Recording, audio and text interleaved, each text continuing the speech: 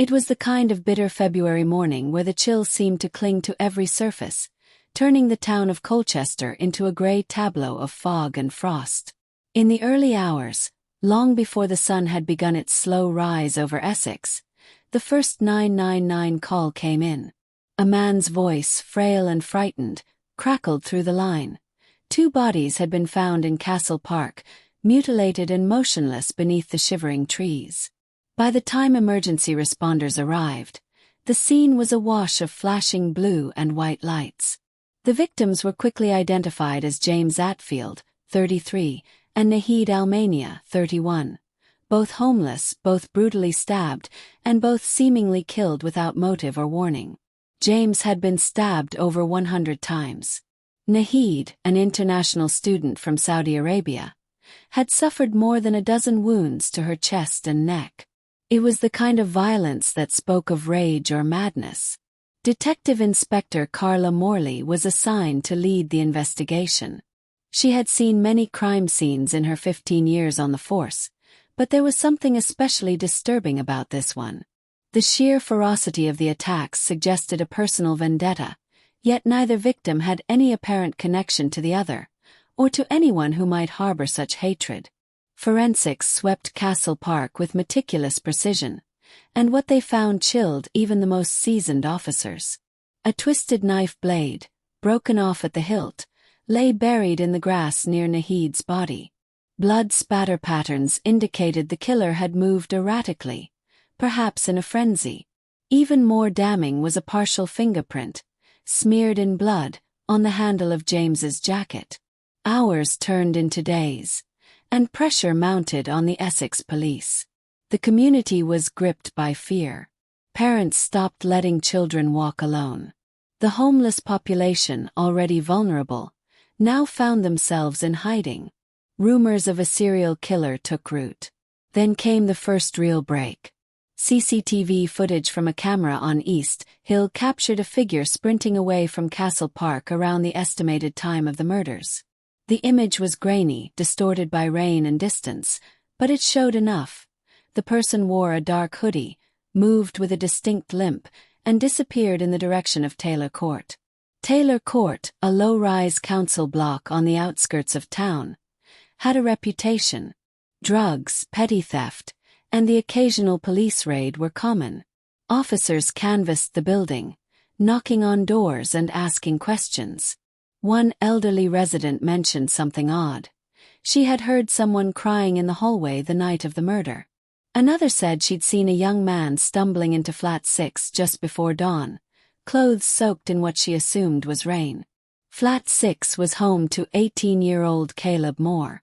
Quiet boy, mostly kept to himself. His school records were unremarkable, but his juvenile file wasn't. At 15, he had been arrested for attacking a classmate with scissors. At 16, caught with a knife in his backpack. Nothing had stuck. Nothing had warned anyone of what he might be capable of. Caleb opened the door to the detectives with visible hesitation. He was pale, gaunt, eyes ringed with fatigue. On his kitchen table sat a hoodie, dark blue, damp and crumpled. The officers spotted reddish stains near the cuffs. A blood detection dog barked almost immediately. A search warrant followed. Inside Caleb's bedroom, detectives found the other half of the broken knife, hidden beneath a loose floorboard. More blood, later matched to both victims, was found on his shoes and a bedsheet. Most damning of all was a journal entry dated the night of the murders. It read, "I told myself I wouldn't do it again. But the anger came back. The shadows came back. I needed them to stop. I needed the silence." When brought in for questioning, Caleb barely spoke. He stared at his hands, trembling, as his solicitor advised him to remain silent. But the following day, he made a startling claim. "It wasn't me," he said. "It was Elijah." Detectives were confused. They had no record of an Elijah Moore. Caleb's birth certificate, medical records, school forms, everything listed him as an only child. "That's because he's not on paper," Caleb whispered. He's my twin. He lives here too. But only sometimes. The room fell silent. A psychiatric evaluation was immediately ordered. The lead psychiatrist, Dr. Elaine Patterson, spent several sessions with Caleb. Her findings were sobering. Caleb suffered from dissociative identity disorder, DID, formerly known as multiple personality disorder. She concluded that Elijah was not a real person, but an alternate identity formed during Caleb's traumatic childhood. Caleb's mother had died when he was 9. His father, an alcoholic, had abandoned him soon after. He bounced between foster homes, some abusive, most neglectful. It was during these years that Elijah had first appeared, originally as a protector, later as something more sinister. The Crown Prosecution Service now faced a dilemma. Caleb's DNA was all over the scene. His prints matched those on the jacket. The journal confessed to the crime. But was he mentally competent? Was Elijah a delusion or a convenient lie? The trial began in autumn at Chelmsford Crown Court. Reporters flooded the courtroom. Protesters gathered outside. Inside, the air was thick with tension. Prosecutors presented their case with chilling clarity. They walked the jury through the forensic evidence, played the CCTV footage, and displayed photos from the crime scene. The testimony of neighbors, forensic experts, and the officers who first entered Caleb's flat painted a picture of an angry, disturbed teenager who finally snapped. Then came the defense.